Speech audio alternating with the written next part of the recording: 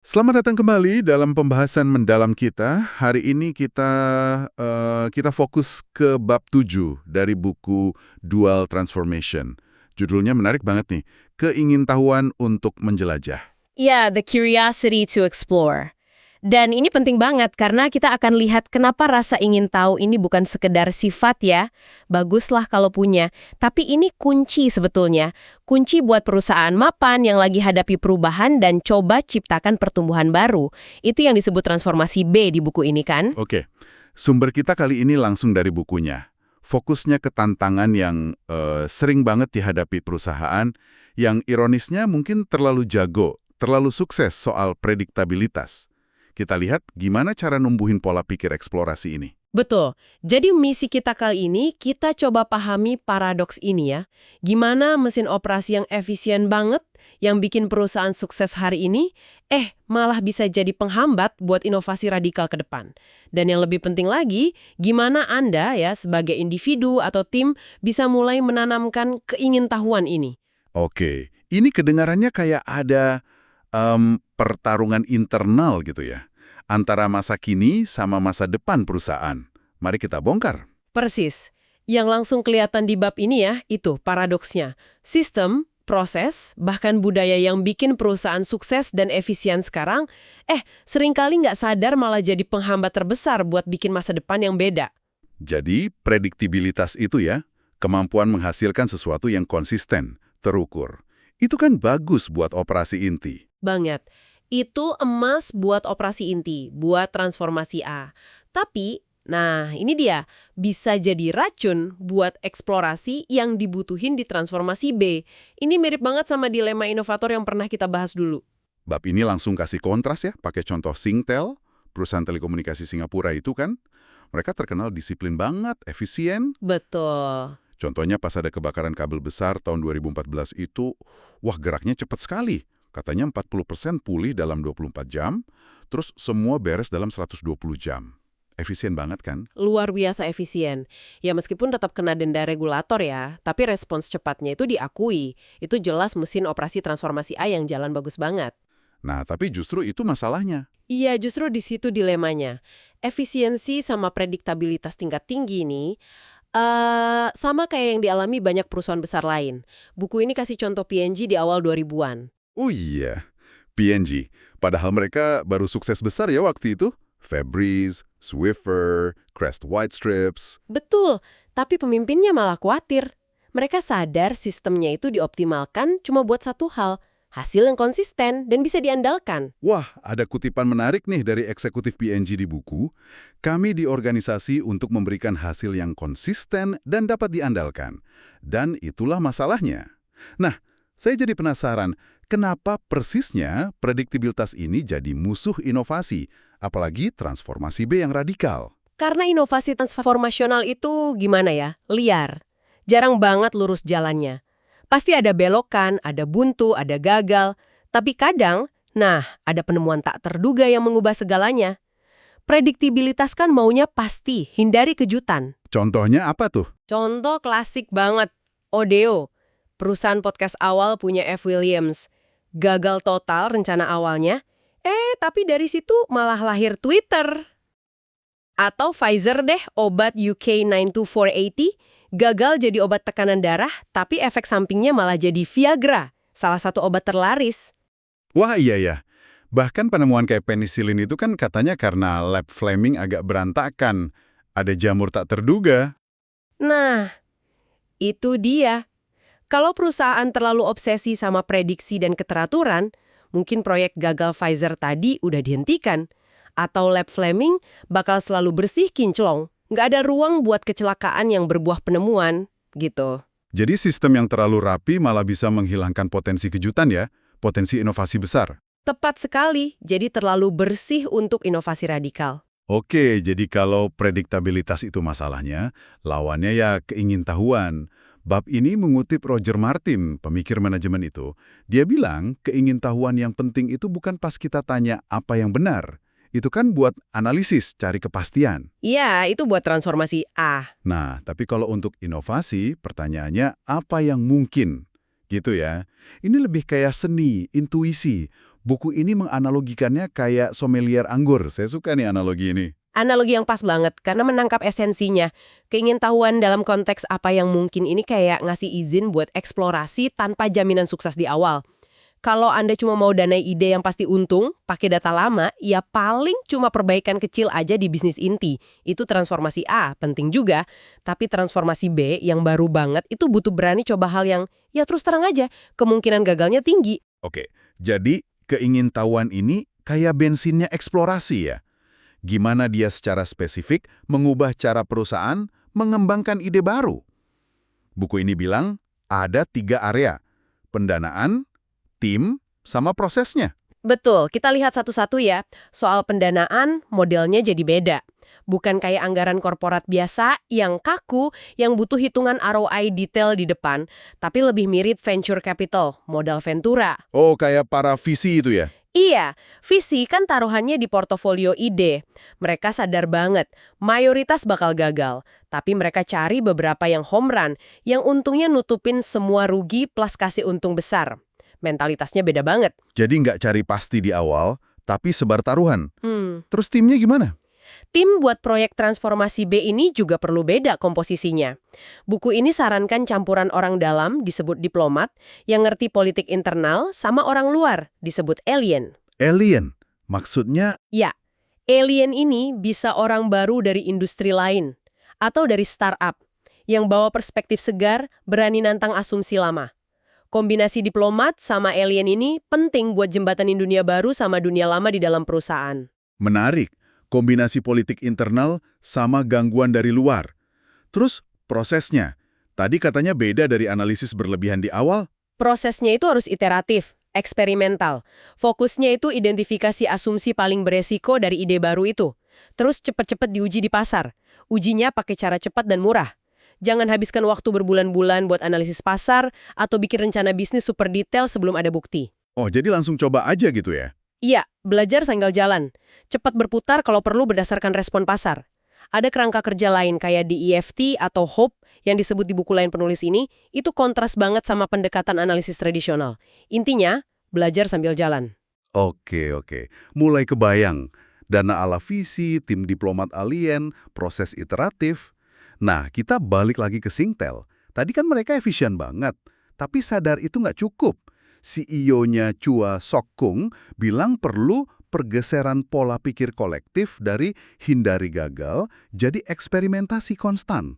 Wah, kalimat kuat itu. Gimana mereka realisasikannya?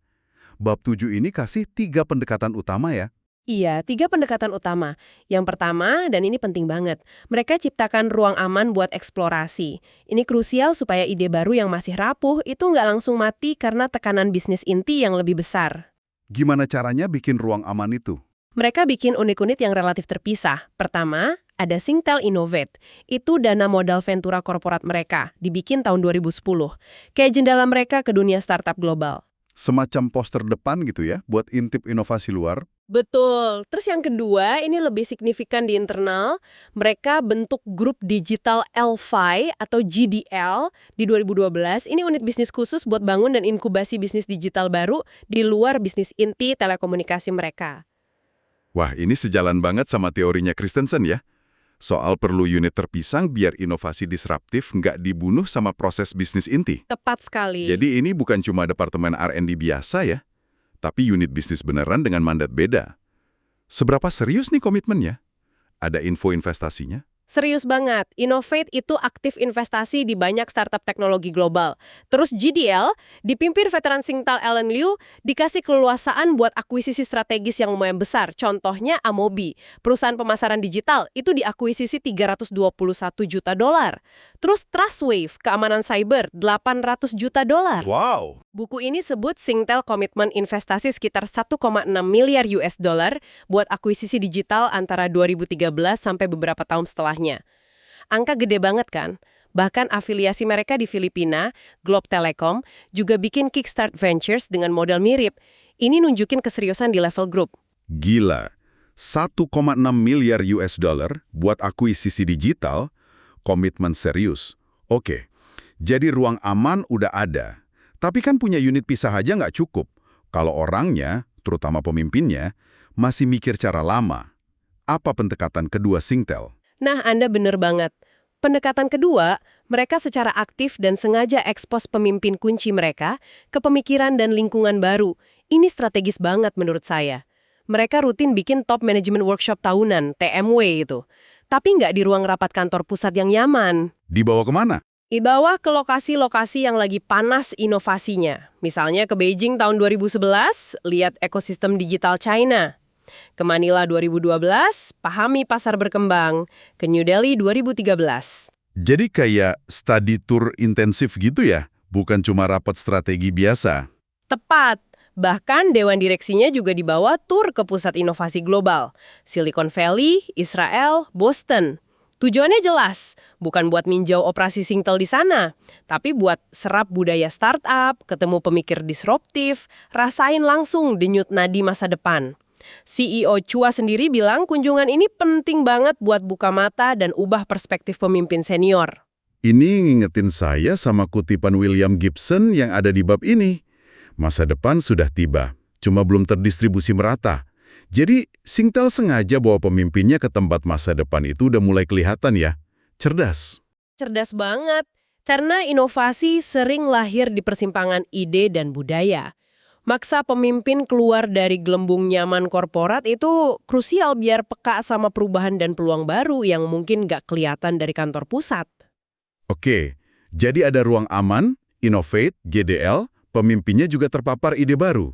Tapi kan perubahan beneran butuh lebih ya, harus meresap ke kerja sehari-hari. Apa pendekatan ketiga yang disorot bab 7? Pendekatan ketiga ini yang paling fundamental, perkuat keingintahuan dalam rutinitas dan ritual sehari-hari. Ini soal menanamkan pola pikir eksplorasi ke DNA budaya perusahaan, bukan cuma proyek khusus atau acara tahunan. Bab ini kasih beberapa contoh konkret yang bagus banget dari Singtel Group dan perusahaan lain. Pertama, pahami pelanggan secara langsung. Di Optus, anak perusahaan Singtel di Australia, ada program Customer Close-ups. Ini bukan survei biasa. Staf dari berbagai departemen, bahkan yang nggak hadap pelanggan langsung, diminta habiskan waktu di toko atau dengerin telepon di call center, biar mereka benar-benar rasain apa yang dialami pelanggan. Ini penting banget. Biar keputusan nggak cuma dari data spreadsheet ya, tapi ada empati, paham beneran kebutuhan pelanggan. Apalagi? Kedua, desain lingkungan fisik untuk dorong interaksi. Kantor GDL sengaja dibikin terbuka, banyak ruang kolaborasi informal, buat dorong transparansi dan pertemuan tak terduga antar tim. Kantor baru Globe di Filipina juga mirip. Ternyata tata letak kantor itu beneran bisa pengaruhin seberapa sering orang dari tim beda ketemu dan tukar ide spontan. Jadi arsitektur kantor bisa jadi alat tumbuh keingintahuan juga ya? Menarik. Terus soal eksperimennya sendiri? Ketiga, upaya sederhanakan dan dorong eksperimen skala kecil. Contoh paling keren mungkin dari Adobe, program Kickbox mereka. Bayangin Anda karyawan Adobe, bisa minta kotak merah, isinya panduan bikin ide, alat prototipe simple, nah ini dia, kartu debit prabayar isinya $1.000. Wow, $1.000 langsung buat coba-coba ide. Tanpa proposal ribet. Itu pasti memotivasi banget ya. Tepat. Hasilnya, ribuan eksperimen kecil muncul di seluruh Adobe, dari bawah ke atas. Ini soal kasih kepercayaan dan alat ke karyawan. Keempat, budaya berbagi ide mentah secara terbuka. Di Singtel, rapat manajemen puncak dipakai juga buat share ide awal yang mungkin belum sempurna. Optus juga ada sesi inovasi besar. Tujuannya percepat pembelajaran lintas unit, biar nggak ada duplikasi kerja juga. Jadi bikin forum aman buat share ide yang belum matang ya. Biar orang nggak takut kelihatan bodoh atau idenya dicuri. Dan yang terakhir? Yang terakhir ini simbolis banget dampaknya. Rayakan perilaku yang diinginkan termasuk gagal yang produktif. Contoh paling kuat dari Tata Sons di India, mereka punya penghargaan unik namanya Dare to Try. Berani mencoba. Iya. Penghargaan ini khusus buat tim yang berani kejar ide inovatif ambisius, meskipun akhirnya proyek itu nggak berhasil capai tujuan. Penghargaan buat kegagalan. Wah, ini benar-benar lawan arus budaya korporat biasa. Pasti sinyalnya kuat banget ke seluruh organisasi. Kuat banget sinyalnya. Kami hargai keberanian coba hal baru, ambil risiko terukur.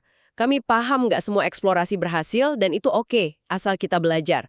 Ini kunci buat bangun keamanan psikologis biar keingintahuan tumbuh subur. Ini semua langkah organisasional yang keren banget. Tapi bab 7 juga bilang mungkin bagian tersulit itu ada di pemimpinnya sendiri. Kan banyak pemimpin sampai puncak karena jago kasih kepastian, hasil terukur, eksekusi rencana, bukan karena jago eksplorasi di tengah ketidakpastian. Ada saran spesifik dari bab 7 buat pemimpin biar bisa numbuhin keingintahuan pribadi mereka? Ada, dan ini relevan banget buat Anda yang dengerin apapun posisi Anda. Bab 7 kasih 4 tips praktis buat pemimpin atau siapapun yang mau lebih penasaran buat lawan kecenderungan alami ke arah kepastian. Pertama, cari mentor terbalik, inverse mentor. Ini bukan mentor senior biasa, cari mentor yang justru lebih muda atau dari bidang beda banget, yang paham tren teknologi baru, perilaku konsumen baru, cara kerja baru yang mungkin asing buat Anda. Contohnya, Mark Benioff dari Salesforce, mentornya ada Drew Houston, pendiri Dropbox, jauh lebih muda sama musisi Will.i.am. Tujuannya cari perspektif segar. Jadi sengaja cari orang yang dunianya beda buat ganggu pola pikir kita ya. Ide bagus. Yang kedua? Kedua, belajar coding atau teknologi relevan lainnya. Wah, ini mungkin kedengaran serem ya. Tapi tujuannya bukan jadi programmer ahli. Tujuannya biar dapat pemahaman langsung soal logika dasar, kapabilitas, keterbatasan teknologi yang kemungkinan besar bentuk masa depan industri Anda. Contohnya Dave Gladhill, eksekutif senior di BS Bank, dia luangkan waktu pribadi belajar coding aplikasi iPhone biar ngerasa langsung apa yang mungkin. Saya bayangin sih, coba sendiri pasti beda rasanya ya. Tips ketiga. Ketiga, keluar dari gedung, get out of the building. Ini mantranya Steve Blank. Jangan kebanyakan waktu di balik meja eksekutif. Baca laporan. Keluarlah. Kunjungi pelanggan di lingkungan mereka, bukan di ruang rapat. Temui tim proyek inovasi di lapangan, bukan pas presentasi formal. Kunjungi pameran, startup lokal, atau sekedar jalan-jalan observasi pas dinas. Wawasan terbaik sering datang dari pengamatan langsung. Jadi lawan tendensi terisolasi di Menara Gading ya. Dan terakhir. Keempat, ini butuh berani. Rangkul transparansi, termasuk akui ketidakpastian. Sebagai pemimpin, sering ada tekanan harus selalu kelihatan tahu semua. Tapi mengakui secara terbuka pas bikin salah, atau pas nggak yakin soal masa depan, itu justru bisa membebaskan. Kasih izin orang lain buat akui ketidakpastian mereka juga, ajukan pertanyaan sulit, share ide gila. Contohnya Alan Mulally pas ambil alih Ford. Perusahaan rugi miliaran, tapi laporan internal semua hijau. Mulally tantang itu terang-terangan dan kejujuran radikal itu yang mulai ubah budaya Ford. Jadi 4 tips ini, mentor terbalik, belajar coding teknologi, keluar gedung, dan transparansi, semua cara konkret buat pemimpin secara pribadi contohin, dan tumbuhkan keingintahuan yang mereka mau dari organisasinya ya. Menarik sekali. Oke, jadi kalau kita rangkum dari penjelajahan kita di bab 7, keingintahuan untuk menjelajah ini ya, intinya ada tensi nih antara butuh efisiensi dan prediktabilitas buat bisnis inti hari ini, transformasi A, sama butuh eksplorasi, eksperimen, dan terima ketidakpastian buat ciptakan pertumbuhan baru di masa depan, transformasi B. Dan kunci buat kelola tensi ini ya dengan sadar dan sistematis menumbuhkan keingintahuan. Ini bukan cuma soal sikap mental, tapi juga bangun struktur, proses, ritual yang dukung itu. Baik di level organisasi maupun di pemimpinnya. Kemauan buat eksplorasi, eksperimen, bahkan terima gagal sebagai bagian belajar, itu jadi vital banget. Kita udah lihat gimana Singtel yang awalnya efisien banget, secara proaktif coba tanamkan keingintahuan ini. Bikin ruang aman kayak Innovate dan GDL, maksa pemimpinnya terpapar ide baru lewat perjalanan studi, coba ubah rutinitas lewat pahami pelanggan, desain kantor, simplifikasi eksperimen kayak Kickbox Adobe, sampai rayakan keberanian coba kayak Dare to Try di Tata. Contoh-contohnya menginspirasi banget. Yang paling penting diingat sih, keingintahuan ini bukan cuma aksesoris bagus, tapi kapabilitas strategis fundamental buat bertahan dan berkembang di era disrupsi ini. Ini soal perjuangan aktif lawan gaya gravitasi bisnis inti, yang cenderung sedot semua sumber daya, perhatian, pola pikir ke arah pertahankan status quo dan optimalkan masa lalu. Ini nyambung banget ke kerangka A plus B plus C yang dibahas buku ini ya. Tanpa B transformasi baru yang didorong keingintahuan kuat, dan C penghubung kapabilitas yang dikelola cerdas buat manfaatin aset inti tanpa bunuh inovasi, ya perusahaan cuma akan terus poles mesin masa lalunya sampai akhirnya usang. Sebuah tantangan kepemimpinan yang, ya, berkelanjutan, butuh kesadaran diri dan aksi proaktif terus-menerus. Nggak ada solusi sekali jadi. Nah, sebagai penutup nih, mungkin baiknya kita semua renungin sebentar ya. Untuk Anda yang mungkin lagi pimpin perubahan, kelola tim, atau bahkan cuma ingin jaga relevansi diri di tengah dunia yang terus berubah ini, coba pikir deh, di area mana kerjaan atau hidup Anda, prediktabilitas atau keinginan pasti itu mungkin lagi tanpa sadar hambat eksplorasi hal baru. Pertanyaan bagus. Dan langkah kecil apa ya yang bisa Anda ambil minggu ini buat secara sadar suntikan sedikit lebih banyak keingintahuan? Mungkin coba salah satu dari 4 tips buat pemimpin tadi. Atau sekedar ajukan pertanyaan apa yang mungkin, bukan cuma apa yang benar. Pertanyaan yang bagus buat dibawa pulang. Terima kasih sudah menemani kami dalam pembahasan mendalam kali ini. Semoga percakapan ini memicu keingintahuan Anda sendiri ya. Sampai jumpa di eksplorasi berikutnya.